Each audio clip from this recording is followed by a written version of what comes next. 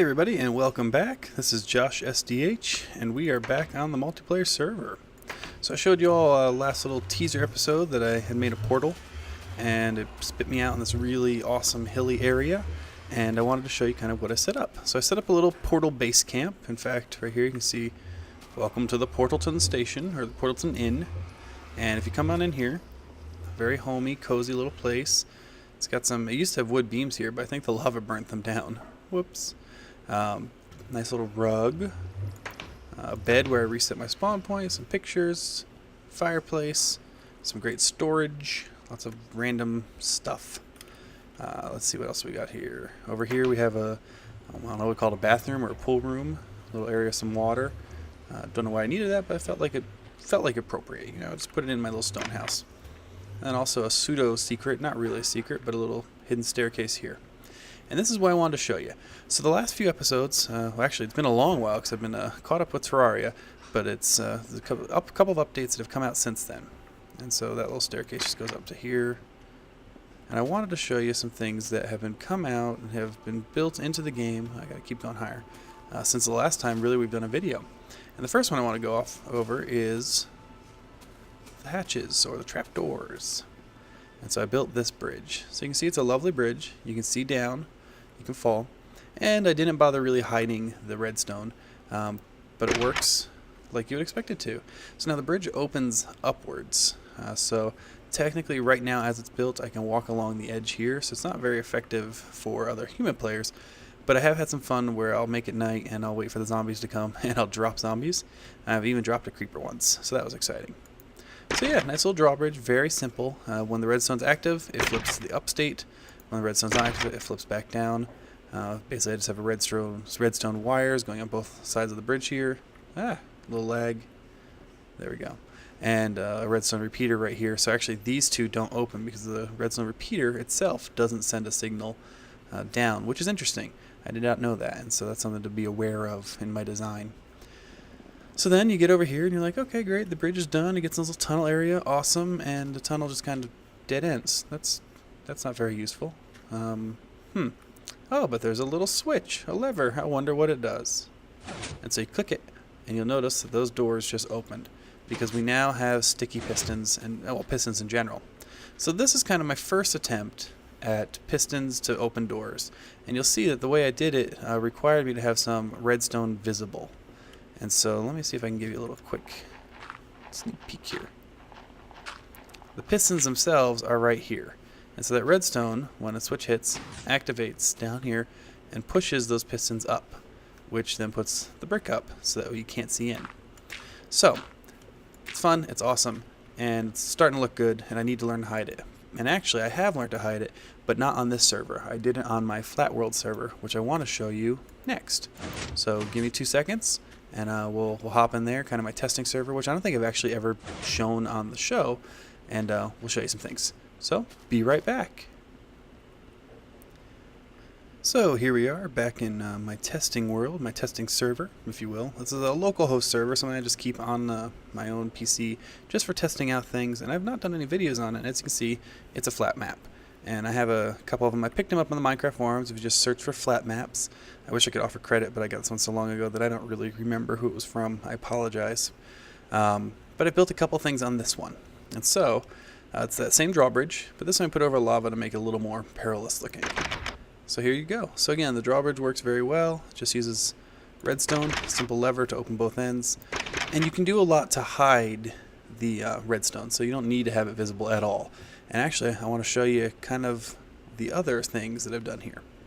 So, I mentioned earlier that I was doing a poor job of hiding the redstone. Well, this is a redstone door, set of doors that kind of open and close using the levers, or using the pistons, and it is all hidden. Now you can see it's big and boxy, and it actually doesn't need to be this big. It does need to be this wide, so the way I wired it, and I'll show you the wiring in a minute, does require me to go 2 out with redstone, so the third one's kind of the casing. So, here we go. If you hit the lever, the door closes, you have no idea it's even there. It just goes away. And when you open it, it opens and you can walk through. Hooray! To nothing. So, not very interesting. So let me show you how I built this, because I have another one over here I built utilizing glass so you can kind of see. So you'll see that 2 down here. So if you start a surface and you dig 2 down, that's where you'll want to put your levers, because your lever really is going to take up 2 levels when it's extended. And that leaves the third, whatever's on the sticky lever, to be your actual door piece. So there's the lever there, and same thing for up top. You need to build up high enough that it can come down 2 and then make your door piece. So you can see the lever right there. When you come across here, you can kind of see how I did my wiring. So it's kind of simple, and I am no redstone expert, and so I'm sure there's much more compact ways probably out there. I need to play around with redstone a lot more, and actually now that I have this flat map out up again, I might play around some more. But basically the lever over here triggers this wire, and this wire basically splits off into 2 spots. So we'll start at the bottom. It splits off down here and then drops, and actually I don't think this redstone's needed anymore. Hopefully I didn't just break my design, but we'll see. It drops and comes down into here. I'm breaking this glass just so we can explore, but now I'm sure I'll fall through it later. And whoops, now I am breaking it. There we go. And so it comes down into this area, and it has to split. For some reason, when I put a redstone here, it short circuits this one. So to avoid that, make sure you leave a gap. What I found interesting was it will work on the diagonal. It will power the diagonal block, so that was good to know. So the redstone basically comes down this little ladder area, splits into 2 contacts, one for this piston, and then one for that piston over in that corner. So that's the bottom half. Now the top half, and this is where I think there's probably a more compact way, but I'm not the best with getting redstone circuits to move up, and so I'll have to keep trying. But basically, you just need to make enough room that you can go up, and then go up again, and get to this one. And so this one does the same thing as down below. It splits into 2 and powers on the diagonal. And so that powers both of these. And so when you flip that switch, it turns all of the redstone on. If you flip it again, it turns it all off, and your door opens up. And that's the glass I just shattered. Let's see if I can replace that. Yes, I can. So you're saying, oh, well, that's all fun and wonderful. How do you make these cool things? Well, the trapdoors have been in here in the game for a while now, and I have been remiss in showing them, but just in case you've somehow missed them, let me show you because it's super quick. Just take some wood planks, you need 6 of them, you drop them down, and you get trapdoors. And so for 6 wood planks, you get 2 trapdoors, and the way they work when you're placing them, let's put them on some dirt because that's easy to clean up later, is they need to be attached to the side of something. So I can put a trapdoor here, or here, and there's my trapdoors. I can click them, and that will let me fall down them. I can try to fast click them to build an elevator up, but it's not a real easy way to make an elevator down. There's some great theory on building trapdoor elevators if you want to check out on the wiki. But basically, to go up, you need a circuit that is n length, n being the number of ladders you want to go up. So if I want to go up 10 levels, I would need a circuit that's going to have 10 length. But to go down and to have it close and open and everything for you in a consistent pattern so you don't fall to your death, it's something like 2n squared plus n.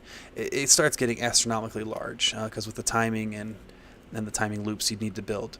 So not a very effective mechanism yet.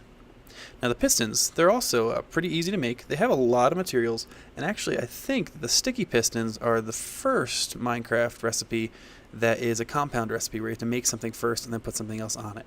Not positive, but I think so. So let me show you how to make a piston really quickly, and it's pretty simple. So the pistons have a cobblestone side. That makes sense. If you look at them, you can even kind of tell that they do have a wood top. They kind of have a metal rod in the middle. And then with most fun and interesting things in Minecraft or interactive, there's some redstone in there somewhere. And that will make you a piston. Now, again, we don't need all of these materials. Let me do it this way so you can see exactly what we need. You just need to fill everything. So that's a full 9-item recipe. So it's a pretty complicated recipe comparatively, but that does give you your piston. And pistons are fun. And let's throw one down over here real quick. We'll put a piston here. Up. And pistons will go whichever way you're facing. So it's facing me, the piston came this way. If I want the piston to go upwards, I have to be looking down. So now if a normal piston, I can put this wood here, or the dirt there, and it looks great. And I'm going to power it really quickly with just a torch. That's pretty quick and easy. And so I put a torch down, piston goes up, awesome. When I stop it, this happens. So because the item was on the piston does not abide by gravity, dirt does not, it doesn't fall. Now if it had been sand or gravel, that would have fallen back down and could keep going up and down. Pretty simple. Now, to make a more interesting piston, one that maybe kind of does what you expect it to do, we make a sticky piston. And here's where the compounding happens. You take your piston that you've already built and you put a slime ball on it. And that will give you a sticky piston. Now why are sticky pistons fun? Because when you put an item on the piston, like I just did there, and you start it, it pushes the item, just like you would expect. But when I undo it, it pulls the item back. I haven't tested to see how many it will push. Let's see, that's 4. Let's see if it'll push 4. It will push 4. But when I pull it back, it's only going to pull back the 1, and the other is now in the way.